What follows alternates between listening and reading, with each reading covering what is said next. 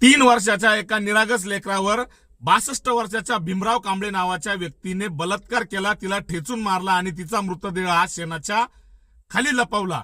आणि त्यानंतर तिचे वडील आणि आंदोलनकर्ते रस्त्यावर उतरले आणि आंदोलन करायला लागले, तर त्यावर पोलिसांनी लाठीचार्ज केला आणि मुलीच्या वडिलांना पोलीस गाडीत कॉलर धरून बसवलं। कायदा विकला गेला आहे का? प्रशासन कुठल्या पद्धतीने काम करत आहे?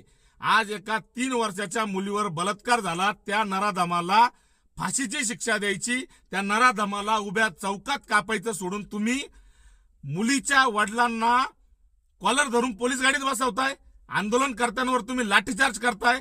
प्रशासनाचा धिक्कार आहे। अशा घाणेरडा आणि एकदम भिकारचोट प्रशासन आहे। या प्रशासनाला लाज वाटली पाहिजे। सरकार करतंय काय? एका 6 महिन्यापूर्वी मालेगाव मधील डोंगराळे गावात अशा 3 ते 4 वर्षाच्या मुलीवर एका नराधमाने बलात्कार केला, त्याला अजूनही फाशी झाली नाही। फास्ट ट्रॅकची शिक्षा, फास्ट ट्रॅक अजून किती दिवस फास्ट ट्रॅक चालणार आहे?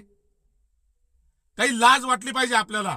फास्ट ट्रॅकवर चालू आहे केस। अरे त्या डोंगराळच्या मूल्यात न्याय मिळाला नाही, तेव्हा ह्या मुलीला कधी न्याय मिळणार आहे? कधी मिळणार आहे ह्या मुलीला न्याय? असाच भिकारचोट प्रशासन प्रत्येक वेळेस या आरोपींना पाठीशी घालणार आहे का? त्या 3 वर्षाच्या मुलीवर बलात्कार करणारा 62 वर्षाचा भीमराव कांबळे हा, याच्यावर 2 गुन्हे दाखल आहे बलात्काराचे, याच्या आधीचे पण, आणि ही 3री केस आहे। तो 4 वर्ष बलात्काराच्या गुन्ह्यात शिक्षा भोगून आलेला आहे। त्याच्यावरती तुम्ही गुन्हा दाखल करायला, त्याचा निकाल लावायला तुम्ही वेळ घेताय। कधी महाराष्ट्रातल्या मुलींना, छोट्या छोट्या लेकरांना न्याय मिळणार आहे?